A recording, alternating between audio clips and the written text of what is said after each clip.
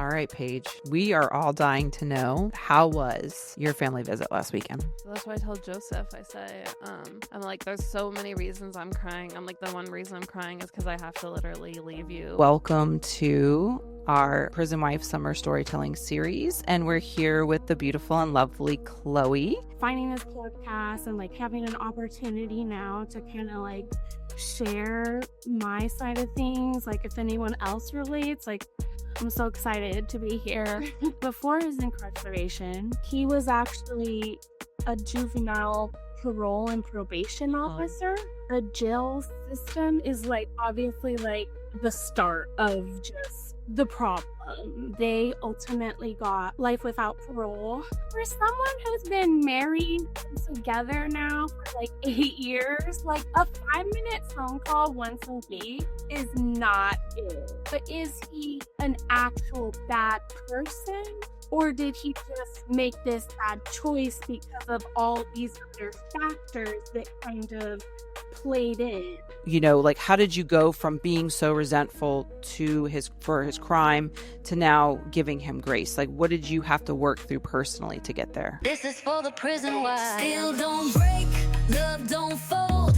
I'm still here, I'm still gold. All right, Paige, we are all dying to know, because it's been a hot minute since you had a family visit, but how was your family visit last weekend? Amazing. Obviously always is. But I have to say, you know how my stories always start usually with me bitching about how I'm literally sitting in the parking lot for like ever. And I'm just like, all of my anger is boiling inside of my head because I'm just like anxiously waiting because, you know, every other prison that we've had visits at, like you can park and you go inside and then that's how they know that you're there. And then they come and they get you when you're in there. But this prison, you have to park in this like part of the prison that is not like around really anything. You're pretty much secluded. And you just are sitting there in your car until someone picks you up. And I've already had the experience there where I have been left there for like over an hour past the time that they're supposed to pick you up, plus some. And then like, you know, you're sitting there and I'm calling visiting. No one's picking up. It just rings. It rings. I call family visiting. It rings. It rings. Me, I'm already panicking because I'm like the one time I literally just like, I didn't know what to do. I like drove back and then they just were having a slow day that day. But so I always have a bitch about that, right? No bitch this time. No bitch. It was smooth sailing. It was. She actually came like right at the time that they're supposed to come and pick us up. It was just me. There are actually 3 families, but it was only just me and the one other woman that got checked in this time. And she picked us up. We went right back to like the visiting area. Basically, just I'll give like the rundown because people have asked me what happened. So like I'll just do that even for our new friends because hey everyone, hi friends. Basically, they pick us up with all of our stuff. We go back to like the main visiting area, and we go like behind this like tall like it's like basically like they like pull. It's one of those things that they like pull like a divider. Okay, like a partition. Yeah. And okay. There's like tables and like your walk-in horse order is on the table, and then like it says like their name on it, and then you put your stuff, all your bags and everything on the table, and basically they're like, okay, empty your bags completely. So you empty your bags and put everything on the table, and then they come over and they, you know, go through all your stuff. They, you know, they do whatever, they pick it all up and investigate it. And that actually, that whole process was really quick for both her and I. We both didn't really bring more than like the required stuff. Some people will bring like their entire closet. You're not supposed to, but we did not. So we were able to get checked in really quick. We were able to take up to 9 DVDs or Xbox games. Okay. We were placed in a room that had an Xbox that was broken. So thankfully I didn't grab any Xbox games. I did that before, and the one time I did that, he played one for like an hour, and I was like, okay, that was like too much time. That wasn't focused on me. Chop. I need you time. Like, Like, I need you right now. I'm like, this is okay. precious. Literally, I'm like, okay, wait a minute. What about me? Turn back. But we, wait, what am I doing? Hello, Paige. Do it. Oh, you were saying that you checked in with, like, they let you bring in DVDs and Xbox, but you didn't bring any Xbox No, so games. they have like an approved DVD and Xbox box where you can pick from there. It's only Okay. certain ones. So I did. I picked two different. I picked Love Actually, and then I picked Wolf on Wall Street. Okay. It's like one extreme and the other extreme. Let's go.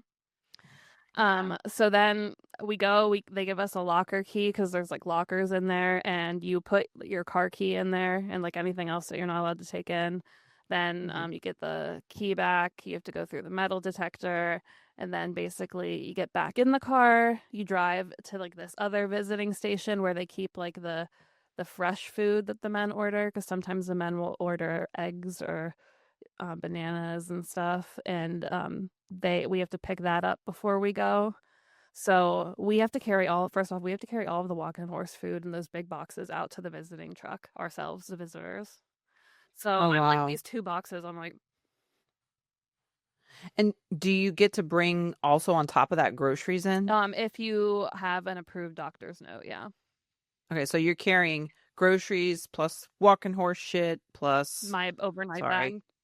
Your overnight bag, then any fresh food that he ordered. Yep.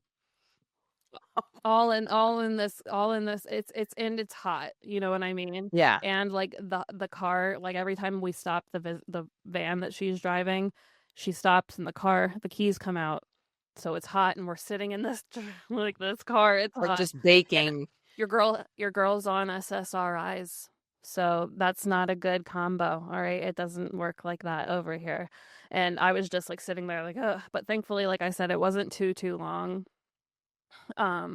So after we get the fresh food, we get dropped off. And for the first time, your girl was dropped off first. I usually have to sit. Y'all have heard me on here complain about how I usually have to sit. I am sitting there waiting. Last time I was like the last one in a family of there was like 3 families in front of me. I just had to sit on that bus, but we turn a corner. I see Joseph's bald little head and like there's like a big gated area with like a bricked fence and then an open area, and I can just like see him like pacing out there, like walking around, and I'm like, I see that bald head. That's my bald head. I see it. So I got all excited, and then of course he came out, and I'm like, the boxes. Oh. I'm like, these are here for you. So then, we come in and we unpack everything. And does he help you get the boxes, or he's not allowed to go? He's actually allowed to go back out onto the bus. Yeah, he's allowed. Oh wow. Yeah, they're. I think if they have concerns, they wouldn't let them. But like, I think like it's Joe maybe. So I mean, they let some of the other guys do it too. I think if you're gonna do that, like anything bad on like at that point, like you might be. Yeah. I don't know. Just it's not like a concern. Because I've never really thought. Yeah, it's not worth doing anything crazy at that point because you're about to go spend a few days with your loved one. So why fuck that up? Exactly. So yeah, we got checked in. I got to Joseph. It was like within like 30 minutes maybe.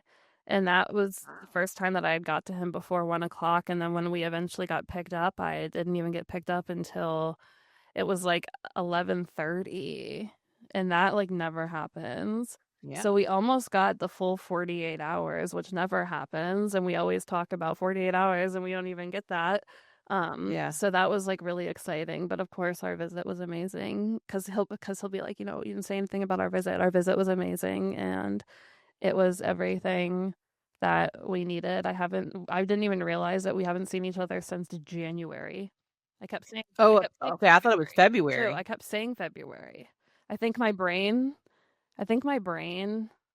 was like telling myself that to get by. Because if I really would have realized it was January, I would have been like, what the? But it was my half birthday. I remember it was my half birthday. So that's over half a year. Mm-hmm. And we haven't done that since since we've been able to see each other. So yeah, that's just how it unfortunately worked out. But it was worth the wait, of course, and it was amazing. We literally fell asleep and slept in each other's arms the whole time. We were in a unit that was a little bit hot, but I can't complain. I didn't see any wild animals or anything. I did see a mouse trap. There was no mouse in the mouse trap, but I did see some mouse traps. So that was fun to think about.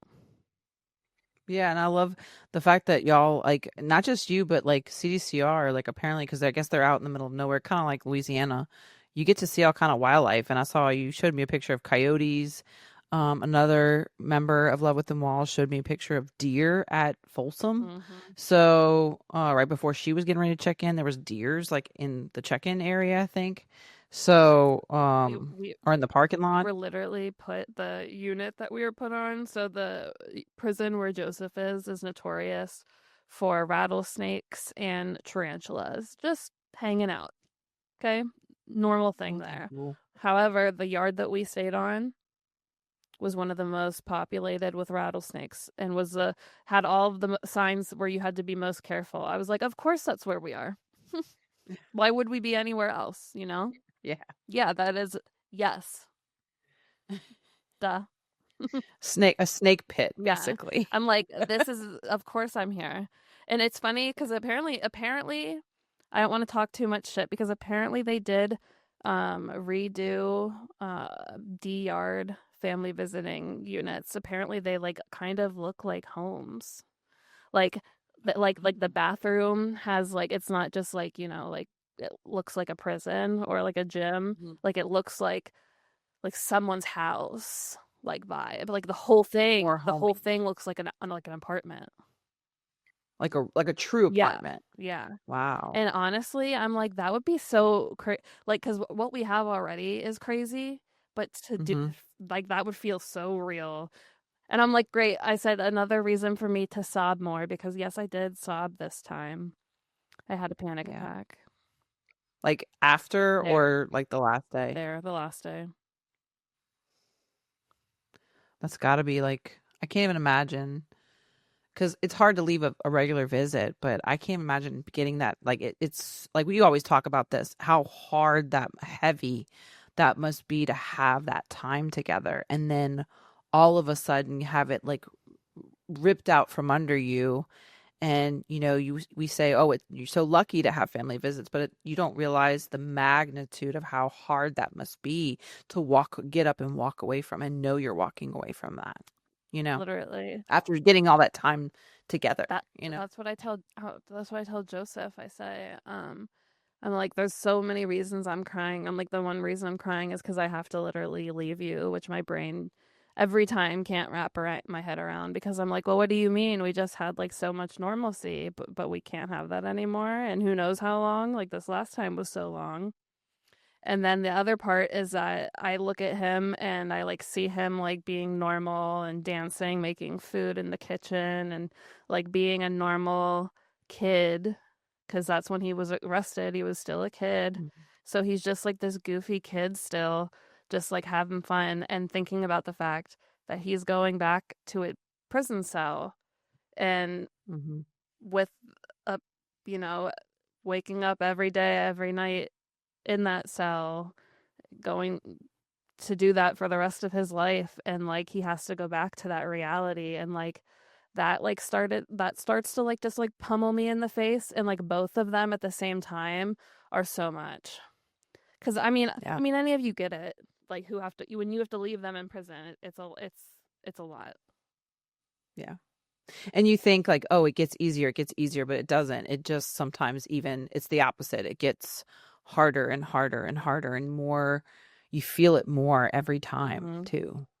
Yeah. You would think, because sometimes I have normal times where it's like, I'm okay. I'm not going to sob like this time I sobbed. Like I didn't sob before. Why did I sob this time? If I could sob less, that would be amazing. You don't have like super good access to like ibuprofen. So then I'm just like, headache, hi. And I'm sure the stress of all that too doesn't make you feel any better either, you know? Mm-hmm. It's a lot to wrap yourself around. There it is. And then I get scared because people want to take it away. Yeah. But we're not going to let them. I know. I don't think Newsom, I don't think people in California, all the nonprofits that are working hard for this legislation to not get passed, I think hopefully they can see there's more benefits than, granted, while the 2 women that were murdered is tragic and terrible, and of course our heart goes out to them and their families, this program does something really good for those that are in part of it. You know what I mean? And it brings families together. It brings loved ones together. It unites where prison is meant to destroy. I feel like I just get nervous every time. I literally didn't vocalize this to him. I don't think I have yet. And until now, hi, honey, because he's going to hear this. Yeah. I like just get nervous. Like even just this time, the whole time I'm there, I'm thinking, what if these asshats are able to pass something and this is the last time that I can have this time with him? I'm like, what if I get pregnant and I have a child that's never able to have that kind of time with him? Yeah. Like they would be like, it's just crazy, like the times we're living in. So I just gotta not think about those things and just hope for the best. They can't do that right now, Yeah. And part of me also thinks, like, the prison mindset that Joe probably, as soon as he leaves, he's going to that calendar and trying to figure out when the next one is, so he has something in sight. You know what I mean? He literally, as soon as the visiting officer told him what he had to do to get the next one, he was literally like, da, da, da, da. I'm like, okay, I can always count on him for that. Yeah. And I think that's good because it keeps them motivated for the next one. Mm-hmm. For sure. He's not going to do shit to ruin that. Well, and it also keeps him from, I know, because for him too, I'm sure the emotional, roller coaster that is the family visit for him, he looks so forward to it. It's there and then it's over and he has to go back. And it probably helps him get out of that, like, sad mindset, like, oh, okay, well, now it's over, but this is when the next one is, and this is what I'm looking forward to now, Honestly, I think like that too sometimes. Yeah. I think it's good to have that, that's why I'm hoping that none of this, like, this threat of taking them away is not going to be a real thing, because you see how good he's behaving, how much he's doing, how the kind of work he's doing, and how beneficial it is for him and others, that earn that. It's a privilege. It's the biggest privilege probably in CDCR. You know what I mean? So. Purr. But do your thing with the fingers. I've been doing that lately. I love that.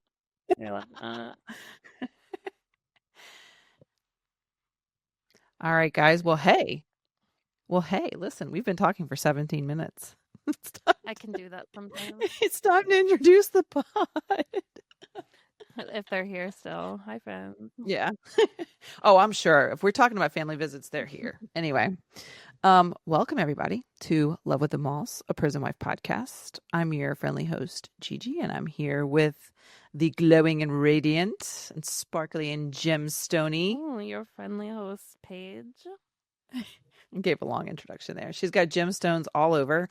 Probably her earrings, probably her necklace, probably her whole freaking shirt. I'm all sirened out. Yeah. She's glowing with lots of beautiful pastels and purples. If you can't see her if you're listening and not watching. Well, welcome. And before we get this thing started, we're going to give a shout out to our sponsor. We have a little bit of a different sponsor today. We're getting our sponsorship from our YouTube channel. And we want to thank you guys for getting us watching our ads, taking part in our bonus chats, leaving comments, just showing love, liking, subscribing, all of that. That has helped us be able to put some of the money we get from YouTube to put towards the pod. So thank you for sitting through our ads and doing the surveys and all the stuff that YouTube offers. So thank you to our Wallers on our YouTube channel Y'all, for sponsoring this. we finally hit $100. We were able to pull from there. It took us until now, but guess what? We did it, and that's literally the coolest thing ever. Not everyone can say. Not everyone can say they got a paycheck from YouTube, right? I don't care if it is $100. I think it was $100.13, actually.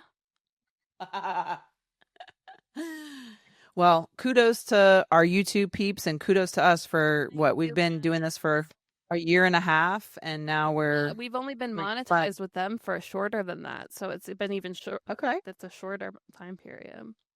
Hey, here we go. Thank you guys for supporting us on the YouTubes. All right, Paige, we ready to get this party started? Yeah. Okay, here we go. Oh, what up with that? What up with that? All right, it is time for what up with that legislation. Paige, do you have anything, or would you like me to get it started? Why don't you get it started? All right, I'm actually going to start out with something pretty freaking awesome. I don't know if you've ever heard of this guy. He's pretty famous. He's an influencer. His name is Vic Blends, and he. I know what you're talking about. Okay, are you doing this one? No, but this is a good okay. One. It's a good one. Okay. And he's a barber, and you've probably seen him do free haircuts for people. Well, not yesterday, but I want to say this was Wednesday of last week. He made history by opening the first barber school ever inside of California State Prison. Vic Blends Academy is located inside of the Valley State Prison. And basically it is to help those incarcerated. It's a vocational program that helps guys in prison learn skills to become a barber. So that way when they get out, they can either join a barbershop, open their own barbershop. So he is so inspirational. Not only, I thought he was inspirational before he did this. He does great work. He, talks to people, everyday people, real life people. And now he's going in and helping those that are incarcerated by creating this academy. So shout out to Vic Blends. Beautiful job. That's so cool. Mm-hmm. Did you see this article about Indiana prison? I did not. It says Indiana prison to hold 1,000 ICE detainees. Oh Lord, we got more. Yeah. Okay. I don't know if we even want to. Do we even want to open this door? I mean, it is. Oh, I was going to talk about it because it's happening here in Louisiana right now. I was going to say, I feel like we need to because it's happening absolutely everywhere. This says, in a deal with state prison authorities, ICE is set to detain 1,000 people at Indiana's Miami Correctional Center, nicknamed Speedway Slammer. Human rights group warned that the facility has a history of poor conditions that many detainees placed there may have no criminal record. Duh. Yeah. This is extremely important because this is a terrible facility that these people that are not guilty of anything criminal except resisting are going to be placed in. Yeah. And you should care because if it's happening around you, it's going to happen to you. And beyond that, these are people. They're human beings. And their lives matter.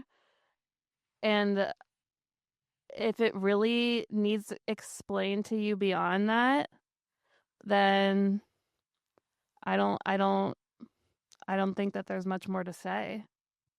Can I just say something about the human part? Please. Everybody's going to sit here and say, well, they broke the law because they're illegal. That's the big, okay. Thank you, Karen. However, if you had a child and you were in a country that you could get to a country that had a better way of life to protect your child, would you do it? Even if you were illegal? I know I would. So the argument, oh, they crossed the border, they're illegal. Some of these people are actually going to get naturalized. They're in the process of getting legal documentation. Or they even have a visa, a student visa, and they're getting apprehended. So, I don't understand. I can totally listen. I can totally understand they committed a crime, like an actual crime. They were arrested for a crime. Yes, I can understand deporting or putting them somewhere or whatever.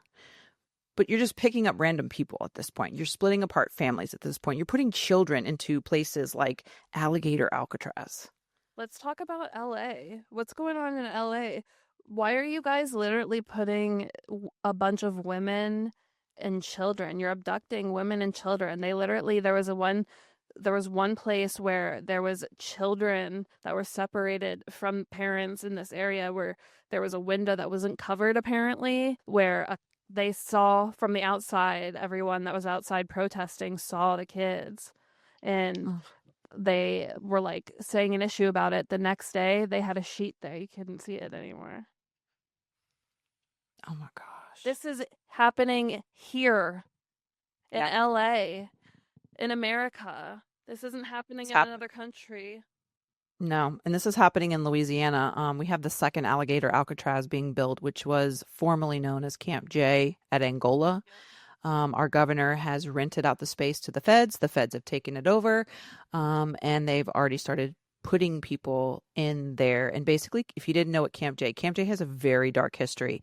It was actually used as kind of like the dungeon or the disciplinary unit where people were stripped naked, fed slop, and it's basically a moneymaker. It's charging the federal government to house people.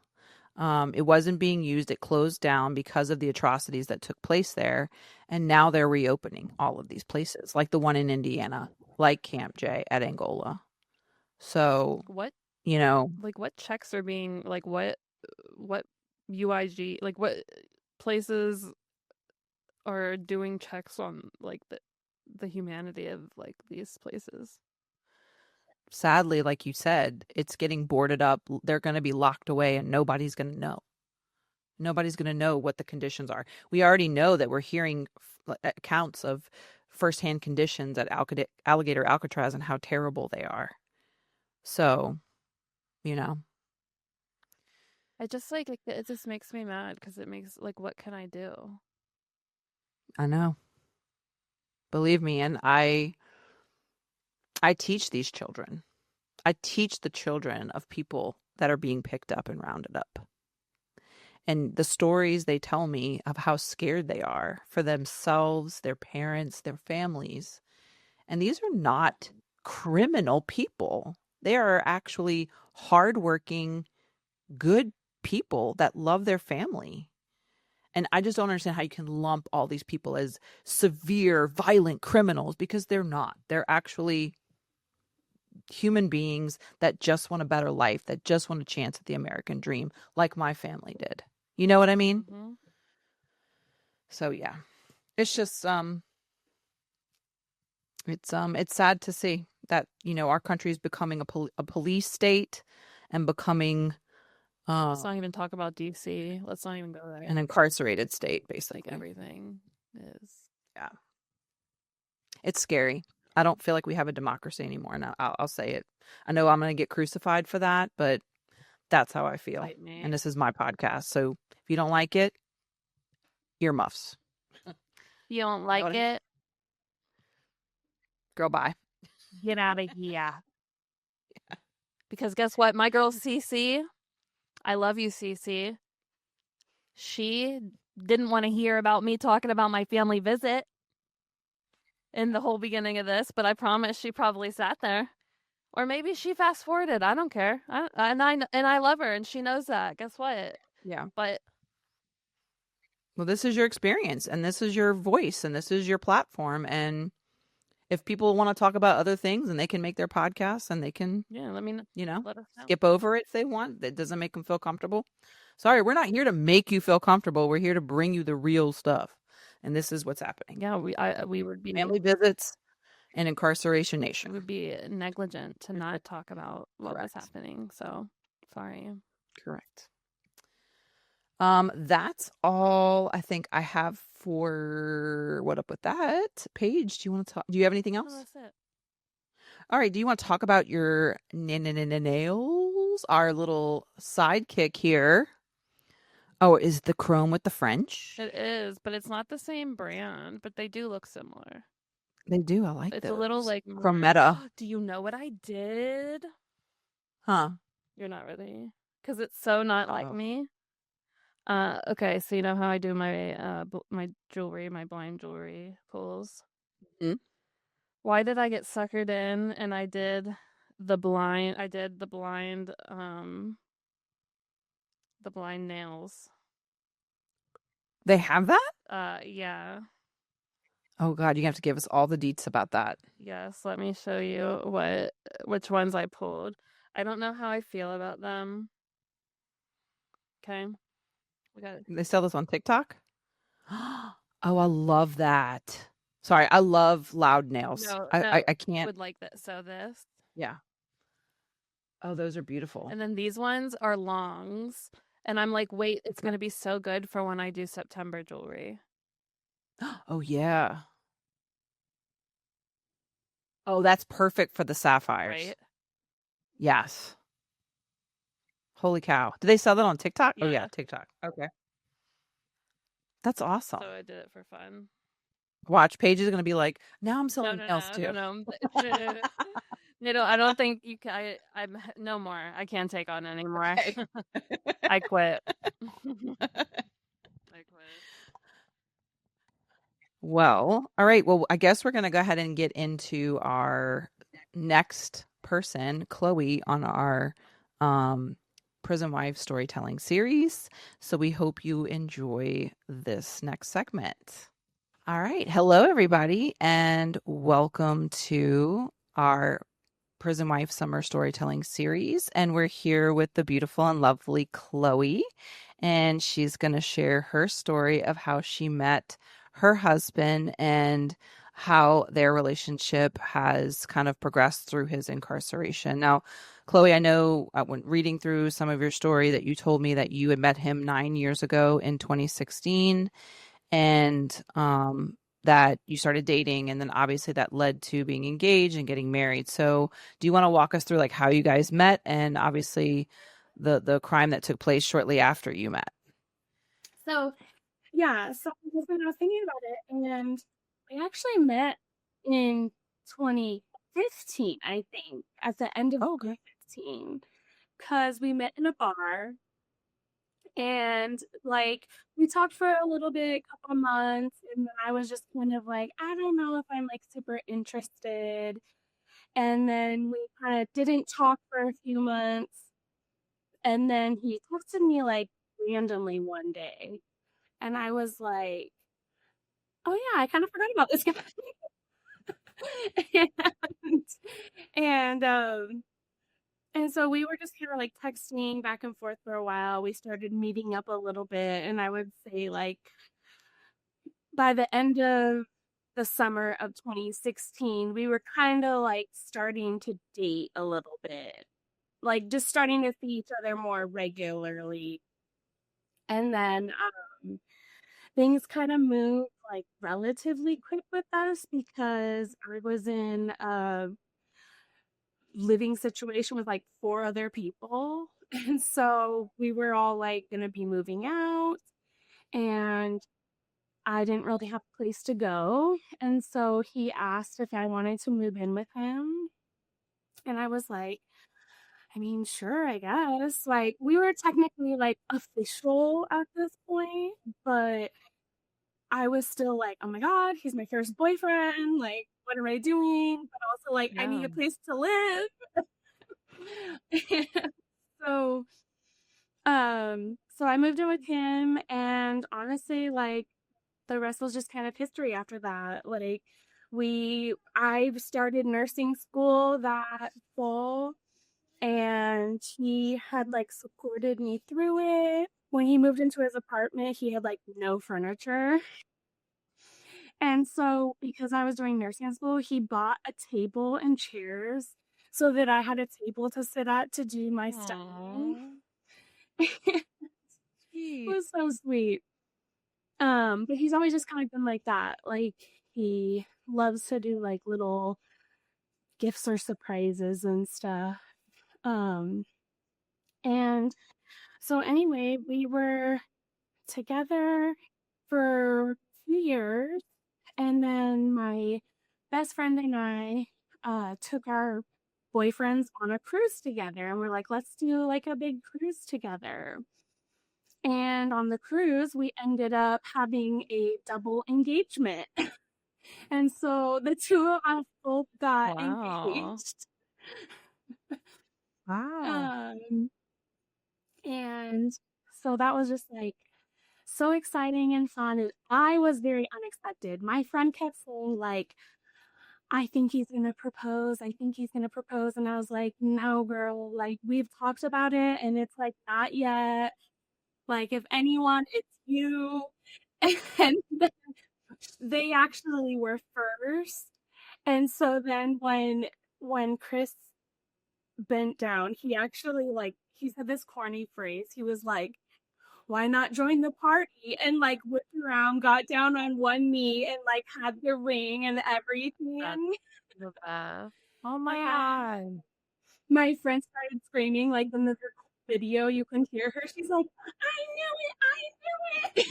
What a special moment. So yeah, then we were engaged and we kind of honestly like had already sort of talked about it, and like we talked about like if we were ever get married, I was like, I want to be together for like 5 years and then get married. So we got married on our 5-year anniversary in 2021. So yeah, this year is gonna be our fourth wedding anniversary, but ninth year together. And I don't know, he's just like the best person to me. And so this whole thing has been like such a challenging process, and it's been extremely lonely at times. And so finding this podcast and like having an opportunity now to kind of like share my side of things, like if anyone else relates, like I'm so excited to be here. Have you here? I'm so interested to hear like your story because like your love story is so sweet. I hate to obviously know that incarceration comes in at some point, but like how that even knocked at your door. And Yeah. yeah. So I think in the application I had also said that his crime did take place when we were actually like technically together, and I had no idea. Um, but one thing is that when that all happened, there was like a couple like red flags from him, or wasn't really red flags. It was more like his demeanor kind of was shifted a little bit. And I was like, something is like bothering you, or like you're like, I don't know, you're not wanting to do something that you're, or something. And just like briefly of his story, there's like two other co-defendants, and they ultimately got life without parole. And he got 15 to life.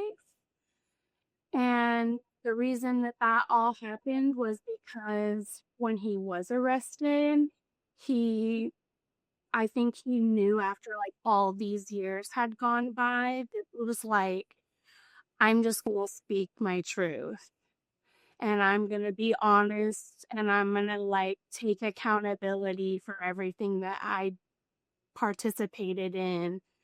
And ultimately, like, because of that, like the system itself has so many holes, but I'm like so happy that like the detectives that worked with him and like a lot of the people that had to deal with, like, very closely. In some way, they've all been, like, very nice and, like, wants the best for us, if that makes There's sense. some good people.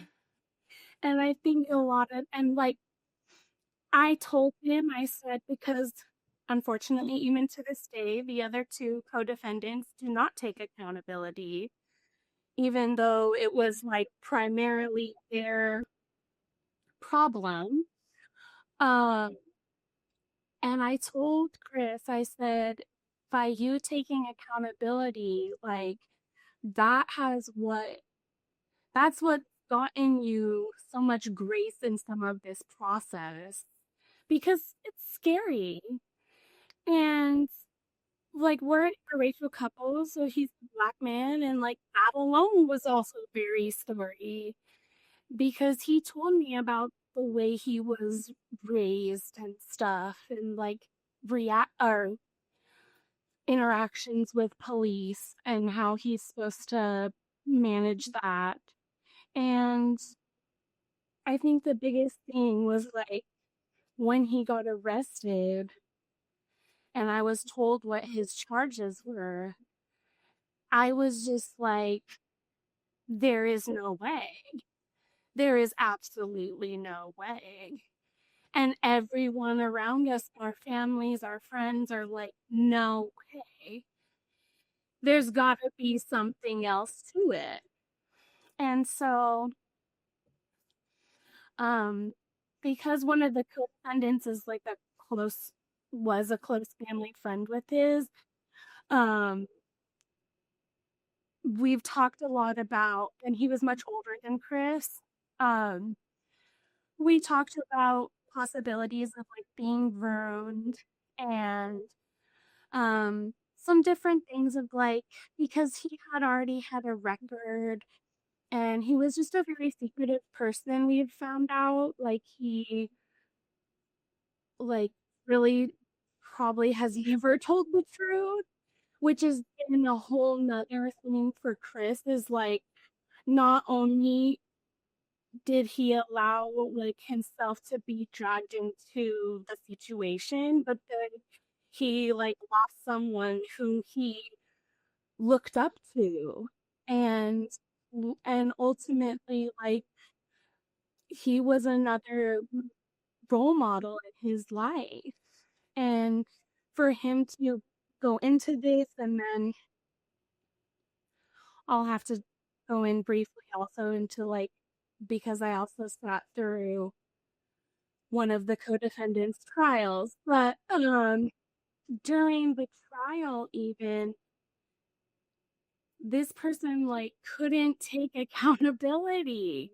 And you're up there testifying and you said you were so close with my husband and you're not like yeah, you're minimizing his role and in some ways I can tell he was like trying to protect him, but I'm like we're already here, like everyone's here, they have everything, like let's just be a grown-up and kind of tell the truth.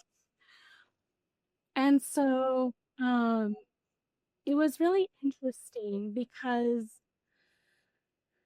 during the trial of one of his co-defendants, first of all, it was like 3 months long. And when I watched every single day because I'm just the type of person that like I feel like I have to like know the logistics. Like because this is also my family and my relationship and like I felt like I had to know like what was your mental state like in this and what's going on, what is the truth. And so the trial was just difficult to listen to at times, but ultimately, like when everything was laid out there, it just kind of showed how little Chris's heart was, which was like in my mind, I was like, okay, this is going to be like a good thing. And I was just watching the live stream because he's in California and I forgot to say, and in Washington State.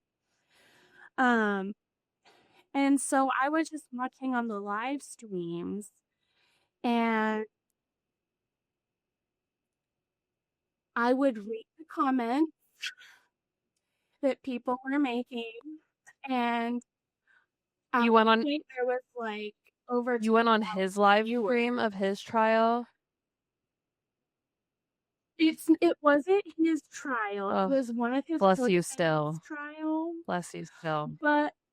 But part of his plea agreement was that he would testify in this trial against the other Mhm. co-defendant for the state.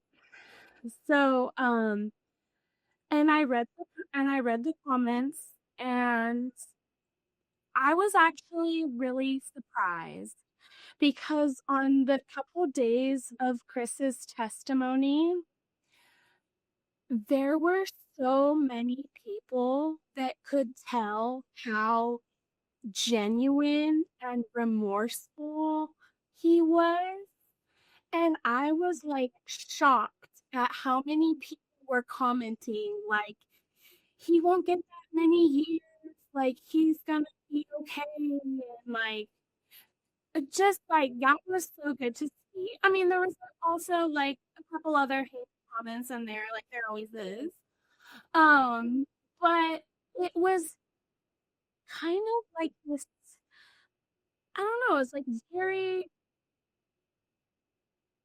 it made me feel very hopeful, I guess, that I had like, all these strangers being like, go, guys, it's gonna be okay, you know, like, we understand that you kind of got yourself in this situation and you made some bad choices, but like, we don't see you as a bad person.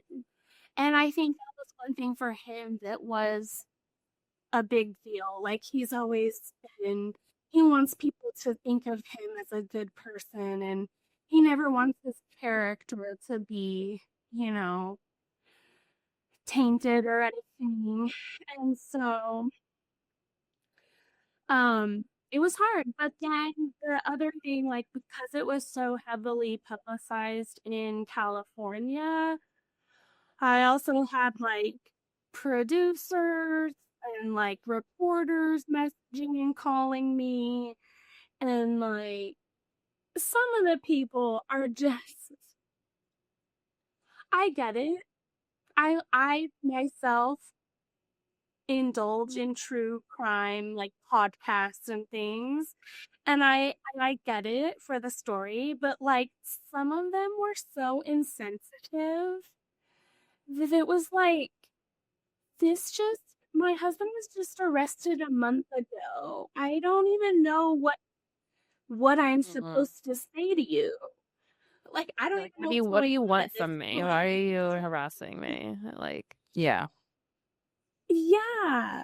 And so pretty early on, because his attorney did say that there was like a couple rumors of maybe some documentaries that might be made and stuff. And he had told me, you know, you have, ultimately the decision is up to you. You do have to think of Chris, and you have to think of what you say might affect, you know, him and stuff. And so early on, like, we had decided, like, I'm not talking to nobody. Especially until after the trial and we kind of knew what his sentence was gonna be, because one thing I forgot to mention is that before his incarceration, he was actually a juvenile parole and probation officer. And he's been doing that. He had been doing that for about 5 years. And he has worked with youth for probably over 12, 15 years at this point, because back when we met in Alaska, and that's where we were living. And back in Alaska, he worked at uh, youth behavioral hospitals. He worked at a juvenile detention center. He did like some high school coaching and stuff.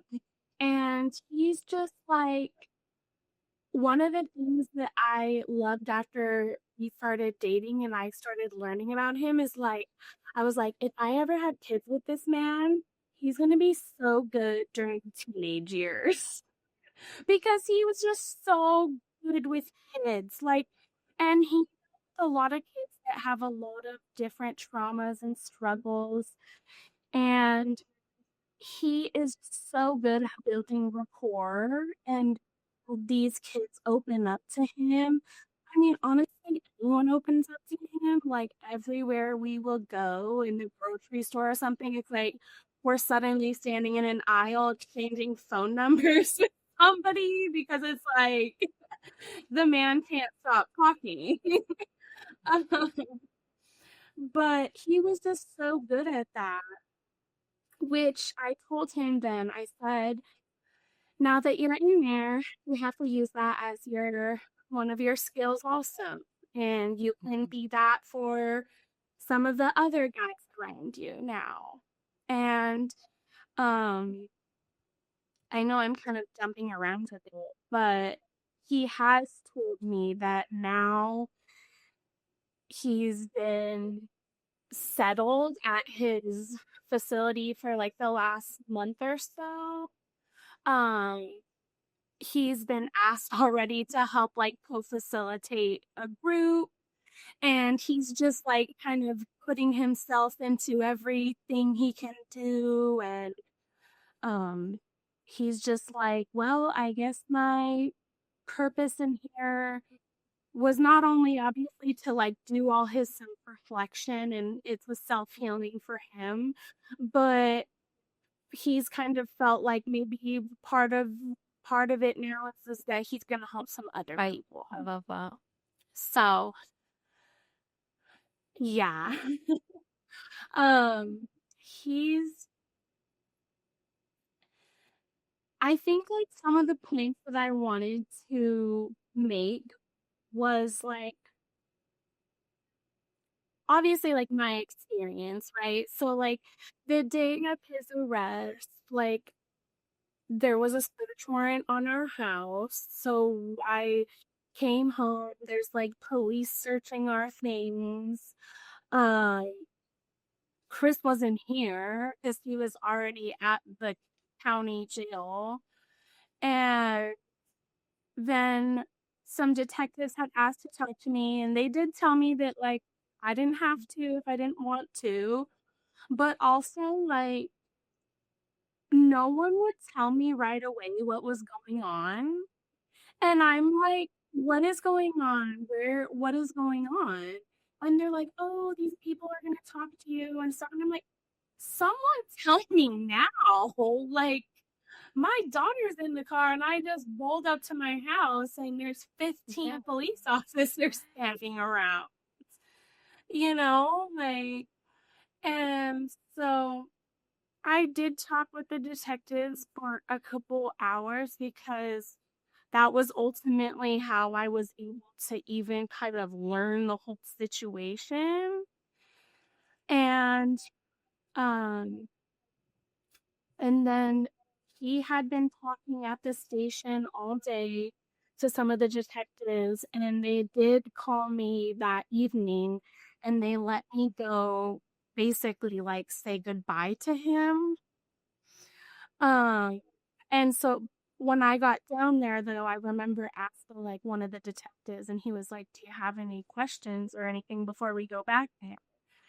And I was just like, I'm just wondering when he's gonna get to come home. And he was just like, "Unfortunately, it won't be anytime soon." And so I just went back there and I remember like right before I went in, I was like crying because I was also like mad at him.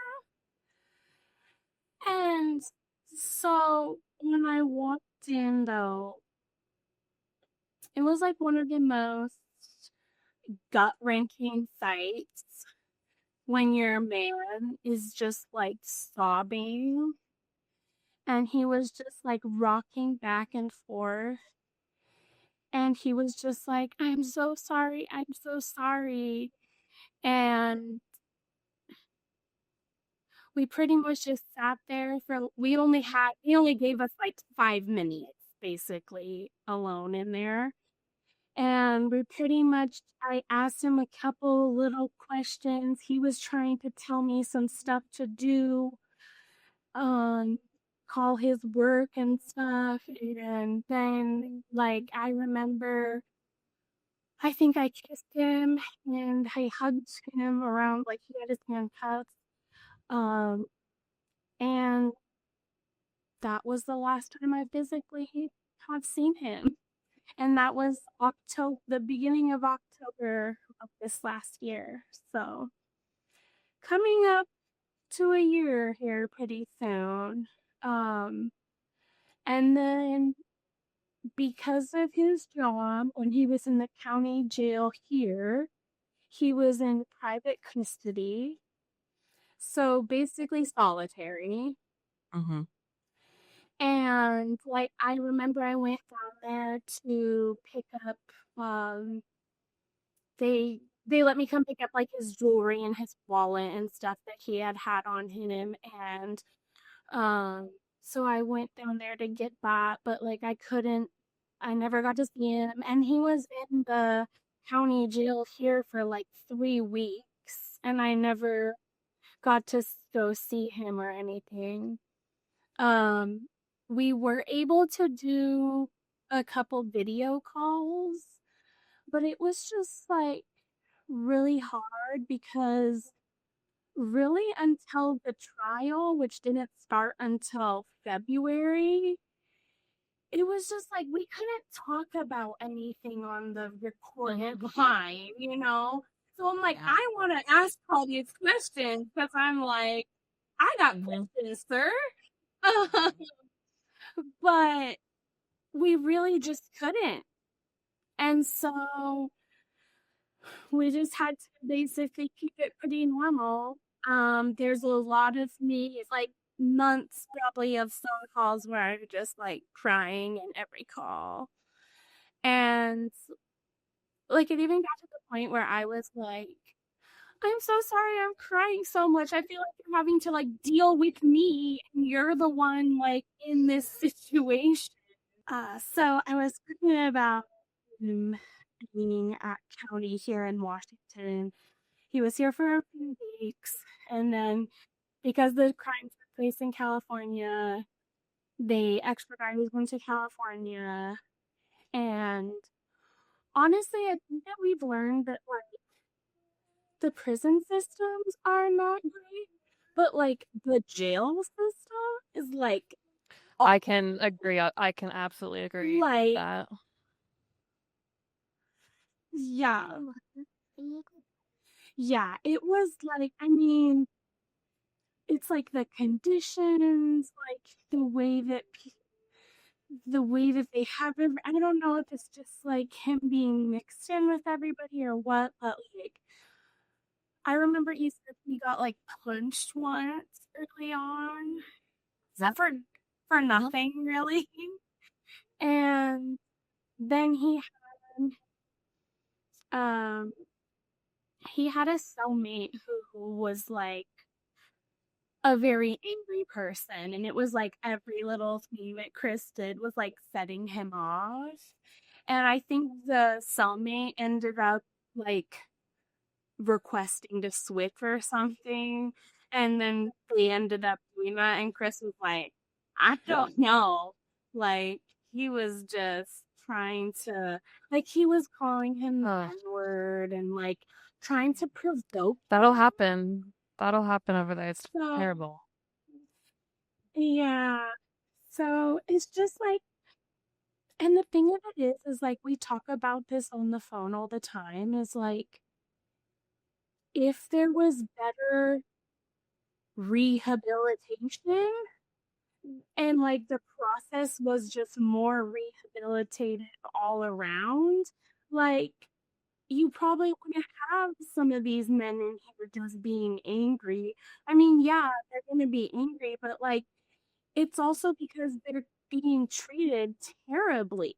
Like, Mhm. how is that a motivating environment to try to do better?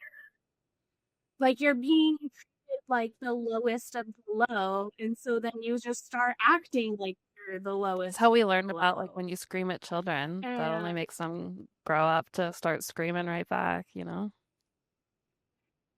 yeah, so it's just like that's where I feel like the jail system is like obviously like the start of just the problem. There needs to be some kind of better intake process. There's something. Um, and then like Chris has sleep apnea, so I was able to bring his CPAP. And so when he went to California, I think he was on like a medical unit or something. But he didn't have it for a while because when he first got there, they had to like verify everything.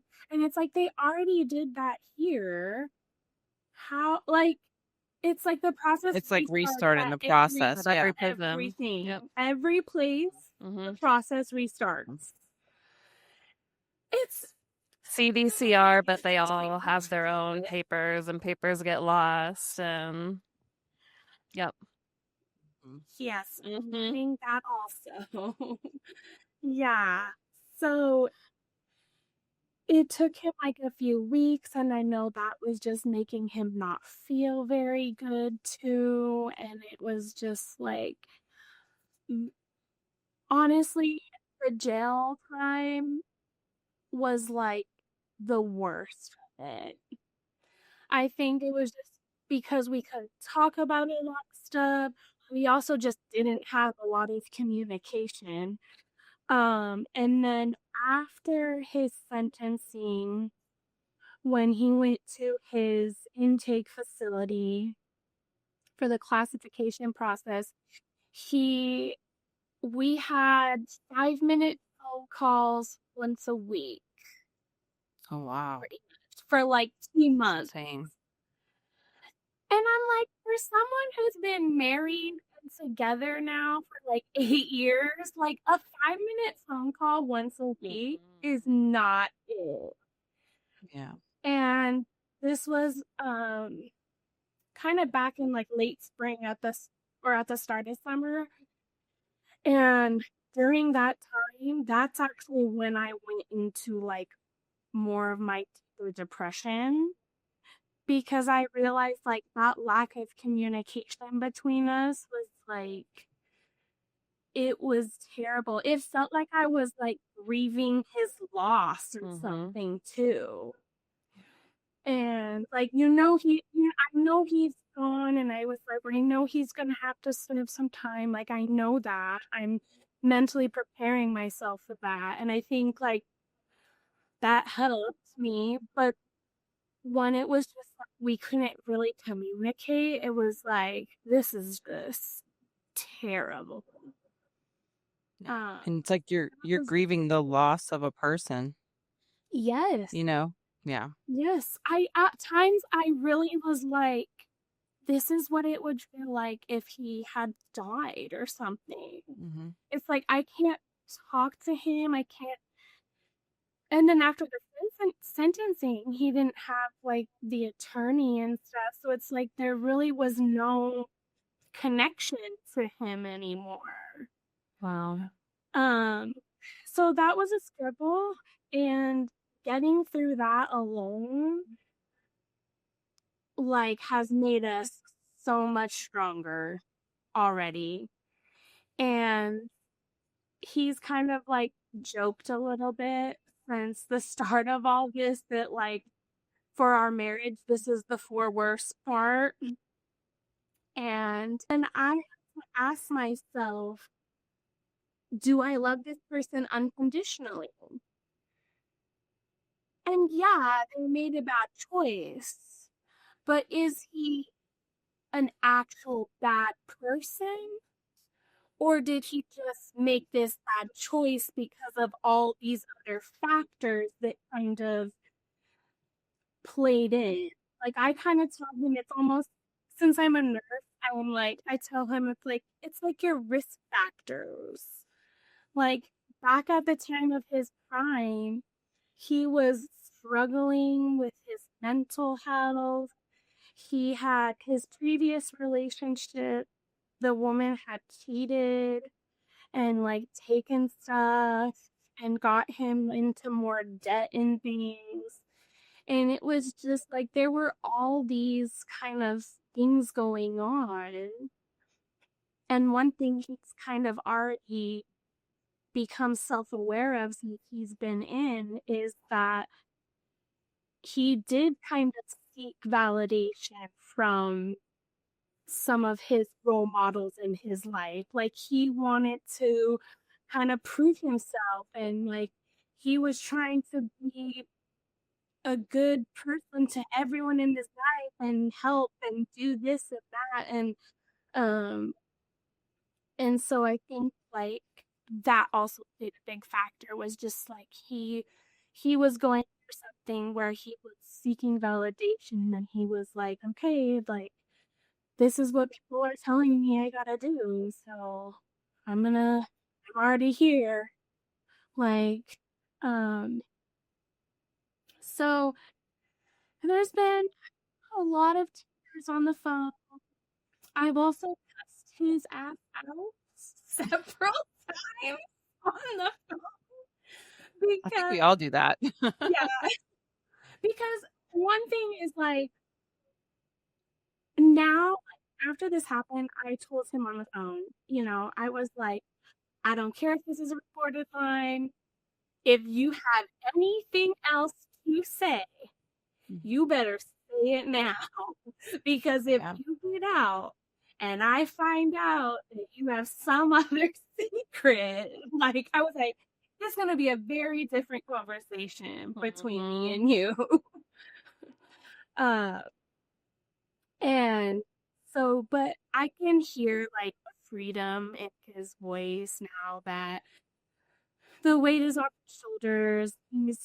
He's gonna be serving his time, and I think like we're both at this place now of like peace with it, but it Okay. doesn't take away from like the days, obviously you guys know, like the days where it's just like I would just do anything to be sitting physically by them and hugging them or something and laying with them and just being able to go do something together again as a family. Because that's been the other whole challenge of this is like navigating with a 3-year-old at the time, and now she's 4, and she gets to talk to him a lot now. But I'm learning like, what do you say? What do you do? How do you go through this process? And I think that too was also one of the big things that was like making me feel very lonely was like, I know nobody who has any kind of insight on this. And um and then I love podcasts. So I just into Spotify Prison Wife podcasts because I didn't know what else to search for.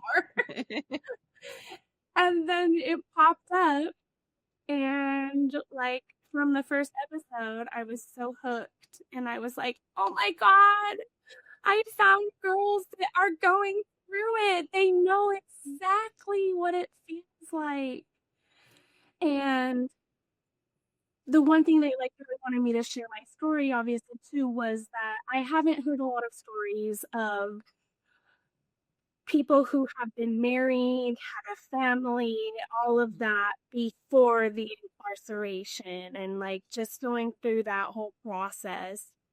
And I've even gotten some Facebook messages from strangers who had watched him and stuff, and they have messaged me and been like, I hope you stay with him. Like, you guys can get through this together. And like, people were sending me like actual encouraging words, even though he participated in one of the worst crimes, you know? Mhm. Like, and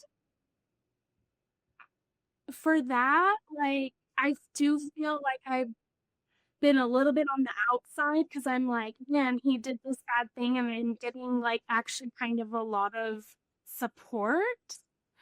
But that has been like such a encouraging feeling too, because I think one of the biggest things then for me was like when all this happened, I was just like, oh my gosh. And that like there just started being all these articles, and I'm just like, what do I do? Like I'm more thinking about my daughter even too, you know. And so I'm just glad now that like when she is older and we are able to kind of explain more of what happened, like it will be so nice to also be able to tell her like, yeah, there were like all these strangers too that like really wanted daddy to do better and stuff, and wanted you to be able to come home and for all of us to be back together again. And like, Yeah. I was not expecting any of that. I was expecting hate messages, honestly. Yeah. That's encouraging to hear. Wow. I love that. I'm like, And let's get more. I mean, I sure that wouldn't be I that'd be a do. normal thing, but like Yeah. get more of that. Send them my way.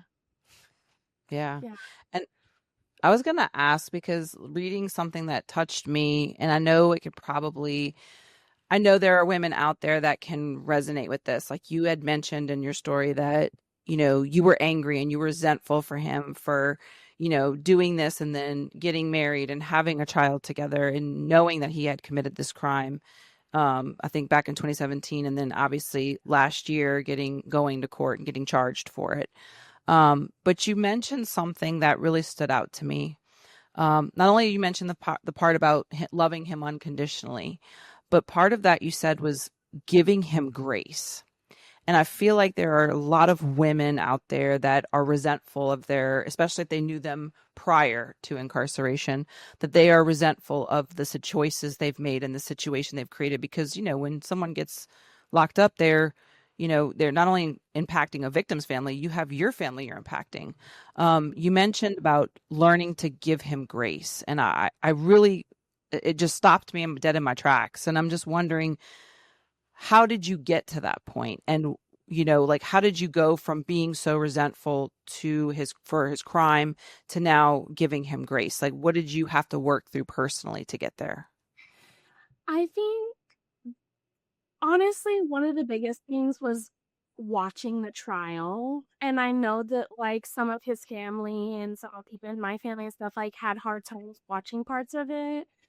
But because I was able to learn all of the details and like really understand kind of honestly, like the way that the state presented it was that these other two people would ultimately just put it on Chris. And they weren't protecting him, even though that they made promises and XYZ. Like, ultimately, I kind of learned that I was like, he was like so taken advantage of and manipulated because he was in a vulnerable state, essentially. And I know that you made a bad choice, and like people make choices, and you had the choice to not. But since then, even now, he's been able, like, now that everything's over, we've been able to kind of talk more about things. Because I did tell him, I was like, if I get a family visit, I don't want our first family visit to be me just like, for the first time, we're getting all these feelings and stuff out. Like, let's start it now. Let's start working through things. Yes. No, honey. But that. And so I think like I said, when I watched the whole trial and learned kind of everything else that was going on, that alone like made me feel a lot of like sympathy kind of towards him. And then the resent part, like I even was honest with him. Like I told him, I was like, I don't want to throw this in your face one day. Like when we come home and we get in an argument, I don't want you to throw this back in your face because I had to struggle as a single parent or XYZ while you were incarcerated. I think back to your kind of point, Gigi, about like getting the grace, like it's just like learning, honestly, like stuff like you guys have talked about on this podcast, like learning to humanize the person and really understanding, like I said, kind of like the risk factors, everything else that kind of was contributing. Like I can look at that and be like, that makes sense. Like I get it. I can't even say that I would do different if I was in the same position. So how does that make me better than you? You know, like I might have done the same thing. And so I think when I kind of like sat with myself and went through that and and asked myself the question about loving him unconditionally and going through my own like morals and values, it was like there's no questions asked. Like I love this man down. I'm gonna be there forever. um and the other thing too that I like haven't really mentioned is like both of our families have been very supportive.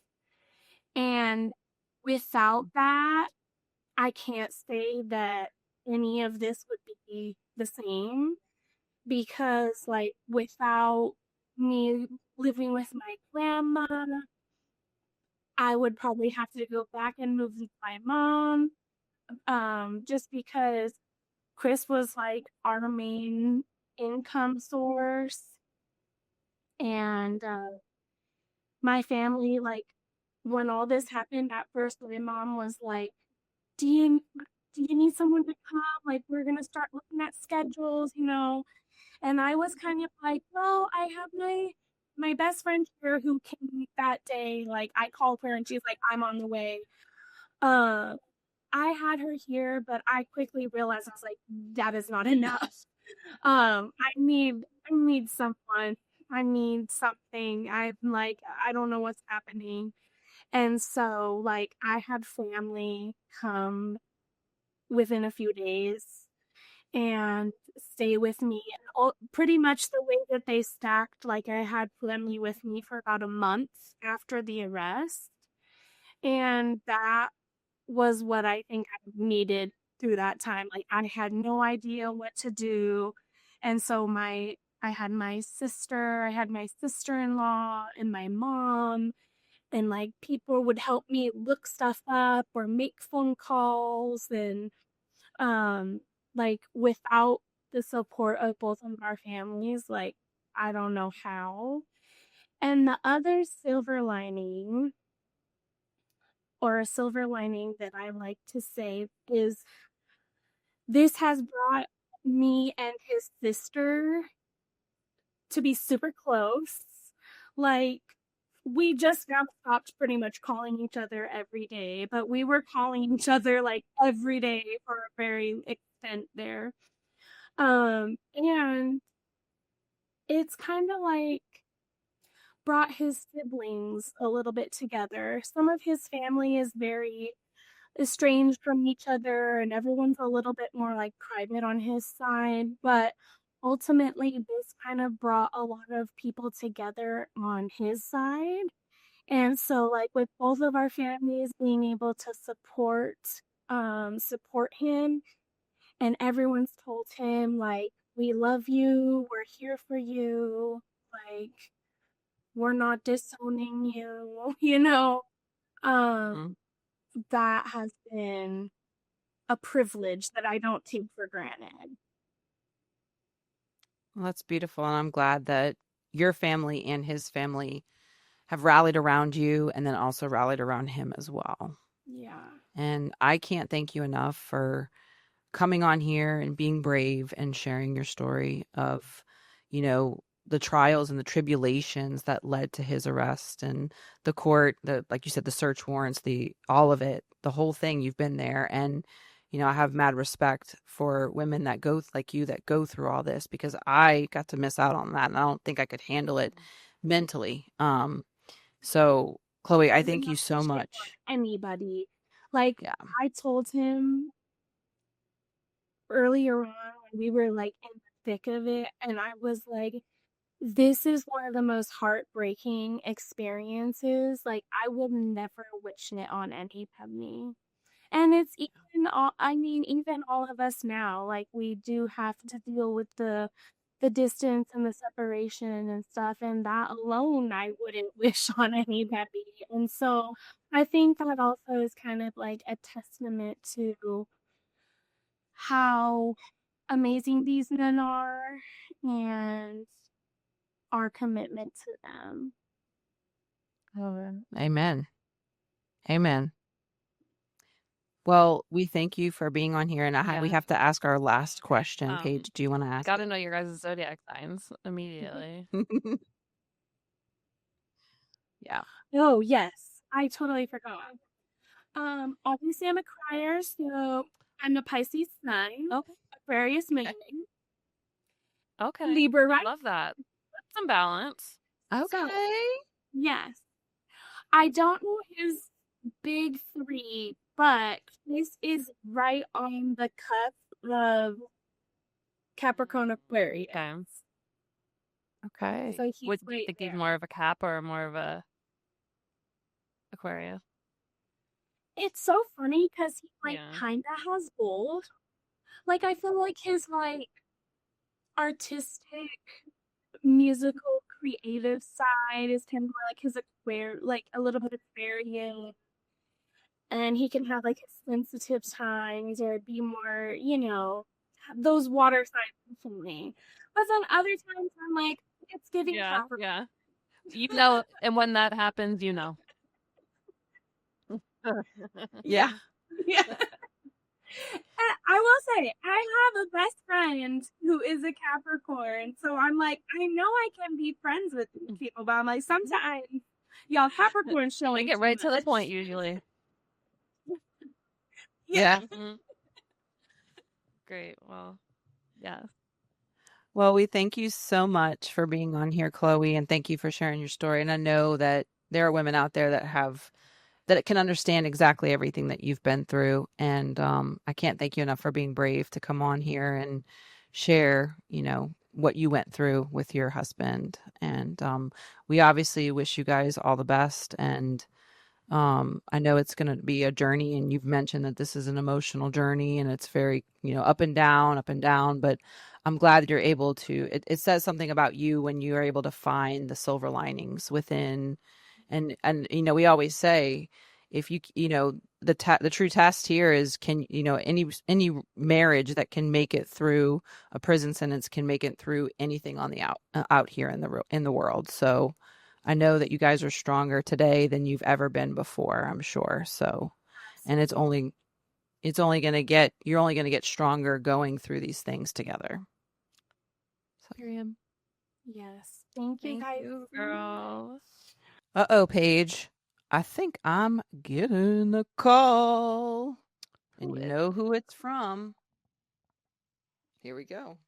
Hello, this is a prepaid collect call from Ready. An inmate at Florida Correctional Institution. All right, guys, it's Florida Fred time, and boy, do we love us some Florida Fred. So, him and all his harem of women that he's got on the side, because we're playing into all those stereotypes, Yeah. and we just keep falling for it. We just keep falling these red flags, you know. We can't help it. We've fallen into the trap. That Nail is pot. Florida. Yeah. That is Florida Fred. All right, so that means it's time for your questions and speaky pipes. So, Paige, do you have a question? I do, and it comes from our beautiful friend, Miss Addie. Love you, Addie girl. She said, "You're on a prison life reality show, and you just walked into the confessional. What are you saying? What tea are you spilling about the other prison wives?"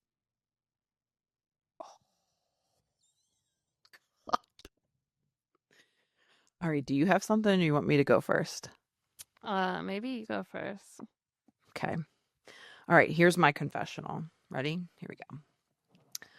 Well, some of these women in these Angola groups are misinformed, ratchet, don't know what they're talking about.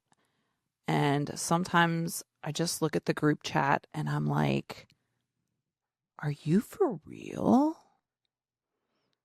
Because I kind of just want to let them crash and burn. And part of me also wants to be the mama bear and tell these girls, like, yo, you've got this all wrong. All the information you're spewing out to these other women is completely not correct. But then part of me is like, do I say something or do I not say something and let them fuck around and find out? So that's where I'm at right now. That would be my Is confessional. that live tea, or was that just for the show? No, that's live tea. I always come with the live tea. Do we get any more insight than that, or is that as deep as the tea goes? I mean, I can give you an example. Sure. Is that what you're asking for? Like an example? I mean, we'll take anything over here. Yeah. Well, some of them put out information like, oh, you can just call the front desk and tell them that you're from out of state and they'll give you an all-day visit. No, boo. Your dude has to talk to classification and fill out a special visitation form. They have to do all that on their end. You calling the front desk, they'll go, oh, okay, sure.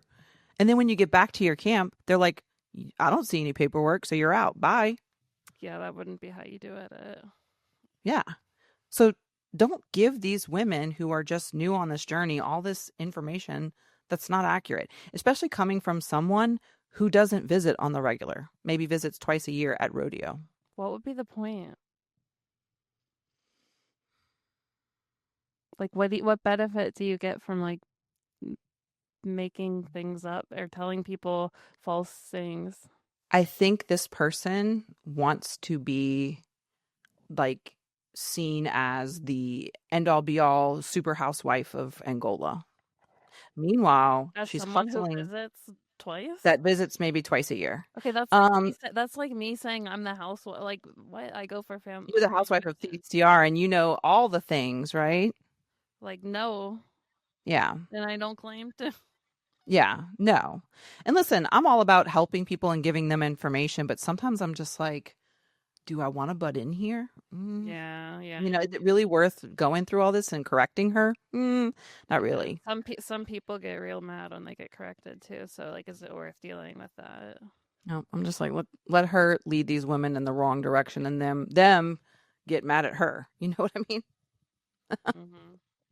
Well, I'm just going to get my popcorn. I'm just going to get my beverage and my popcorn and watch the shit show unfold. Mm-hmm.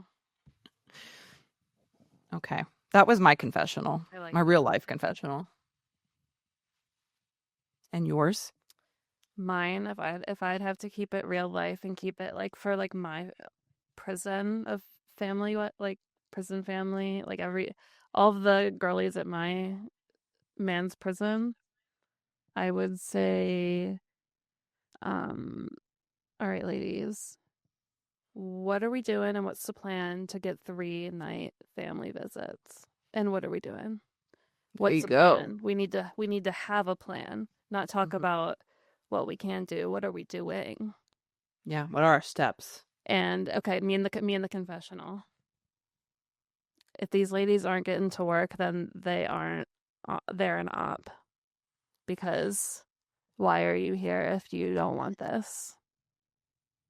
I'm here to work. Because I would. That would be my job. I believe that.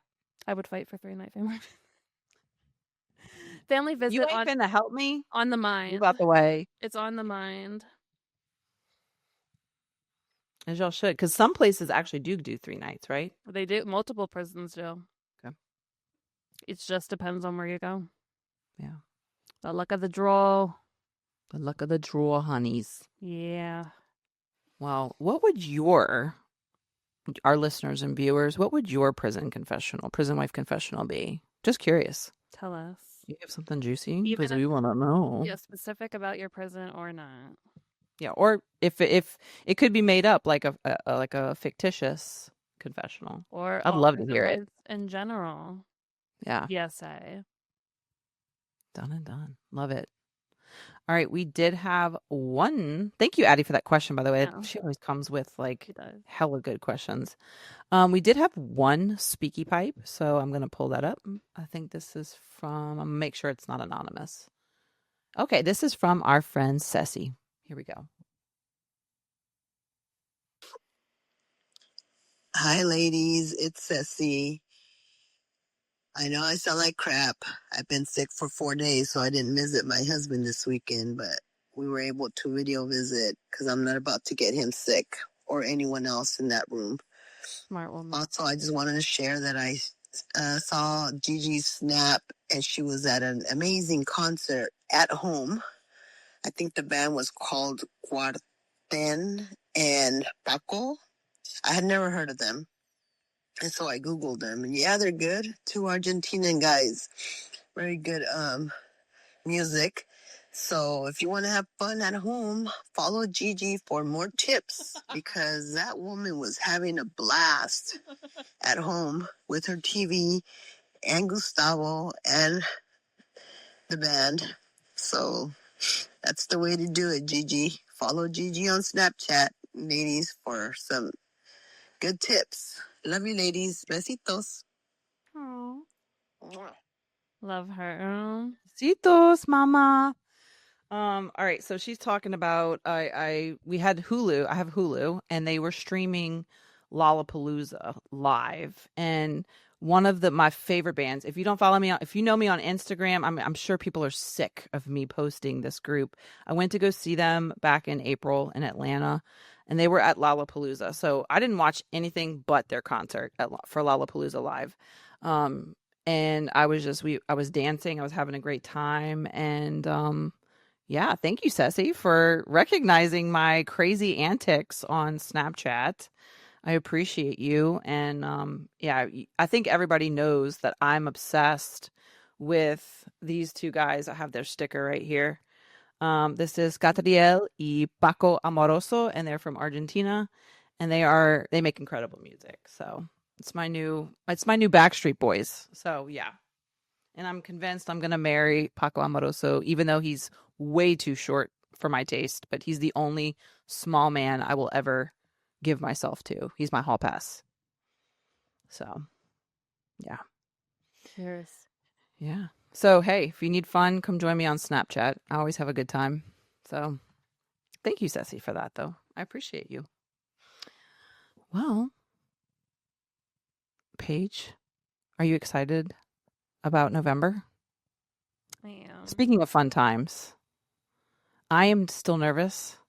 Your intro is fire. Paige shared with me some of her intro. The draft. The draft. Well, it's a work in idea, progress. But her intro to the speech that she wants to start off with, I'm very excited. And I had the idea of doing something kind of similar, but hers is fire. And I think when we mesh them together, I think it's going to be, even though I'm nervous as hell, I think it's going to be really powerful. Me too. I'm excited. Yeah. We'll have to have a random person. If we don't have anyone that comes with us, we'll have to have a random person recording us. Yeah. And I'm going to be up there going, and people are like, you oh, won't. You'll do good. you're a teacher. You talk all day. And yes, I do. But children are different than a whole audience of criminal justice people that are professionals, Literally, just think of it as if it's literally a simulation. I do that with a lot of things. I have to take some medication before going. Okay, that Paige, you helps. do know you do know that I think I told you this. You did. That in a college course I was set to give, it was like about it was a political science class about conflicts within history of time and what causes them and how they are resolved and all this stuff. And I had to give all by myself. I was the first person up, and I'm talking in like a college auditorium, not just a class, like an auditorium of like 150, 200 people. I started my presentation. This was when we had PowerPoint and you had note cards, right? Like this was before early 2000s. And I sat there and I started talking and I went like, boom, and my head hit the wall, like, and I passed out. And luckily I did not have to do it. What if you did that next to me though? I think I would pass out. I would like pass out on top of you. It's like, oh, Prison Wife podcast. Here's Gigi, boom, and then here's Paige, boom, on top of her. The mic's on. Paige is like, can I get McDonald's? Okay, me. I'm like, can someone DoorDash McDonald's, please? Large fry, large Coke. That would be our luck. McFlurry if you're feeling nice. If the machine's working. If the M&M. machine's working. Well, I'm excited, and I hope you guys can come. And if you can come to the conference, please note that we do have a wonderful code for you guys. If you do want to come, it's good till September 19th. It is LOVEWW25 to get a discount on registering for the conference. So, and you can watch us collapse and get McDonald's. So, or you could be the one filming. Or you could be the one filming and getting a viral video. You never know. Viral vid of us flopping to the ground. But we're really excited, and hopefully we do well. I'm nervous, but I think this is something that I'm ready to get out of my comfort zone. So it's going to push me. And I think you grow when you do that. That's the only time you grow. Yeah. Well, we love you guys. Thank you for being here with us, and let us know your confessionals. And we love you, our Wallers. Besitos. Love you. And we'll have a meme and we'll have everything ready to go for you guys. So check out our Instagrams, A Prison Wife Podcast, and like, click, share, subscribe, all that good stuff. And keep watching all of the ads on YouTube so we can have another episode sponsored by you. Don't you dare skip. Please. We love you. We love you so much. Muchos besitos. All right. Ooh, look at him. She's making that good sound over there. All right. All right, guys. We love you. This is for the ones who love through the distance, for the ones who stay solid while time keeps ticking, for the ones who hold it down but never lose themselves. This is for the prison wives. Still don't break, love don't fold. I'm still here, I'm still gold. Through the glass, through the gates, ain't no distance make me change. Still don't break, love don't fold. I hold strong, I don't go, I don't wait, I don't beg. I hold it down and lift my head. They don't see the late nights, letters on the table, fighting through the system, just trying to stay stable. They don't see the count days, they don't feel the time crawl. They just see the sentence, but they don't see the love at all. Yeah, I made a vow and I stand 10 toes. Still got my life, still got my goals. I hold it down cause I choose to stay. This love got walls, but it don't got chains. Don't break, love don't fold. I'm still here, I'm still gold. Through the glass, through the gates, ain't no distance make me change. Still don't break, love don't fold. I hold strong, I don't go. I don't wait, I don't beg. I hold it down and lift my head. I'm a prison wife, but I'm still my own. Made my own moves, still stand on my throne. They think I'm just sitting here wasting my days. Nah, baby, I've been building while he counting the days. I ride for my love, I ride for my king, but I ain't no fool, I handle my biz. I ain't weak, I ain't lost, I ain't throwing my worth. I hold it down cause I know what it's worth. Through the letters, through the calls, through the gates, through it all. Love don't break, love don't fade. I'm still here, I'm still brave. Still don't break, love don't fold. I'm still here, I'm still gold. Through the glass, through the gates, ain't no distance make me change. Still don't break, love don't fold. I hold strong, I don't go. I don't wait, I don't beg. I hold it down and lift my head. Don't break, love don't fold. I'm still here, I'm still gold. Through the glass, through the gates, ain't no distance make me change. Still don't break, love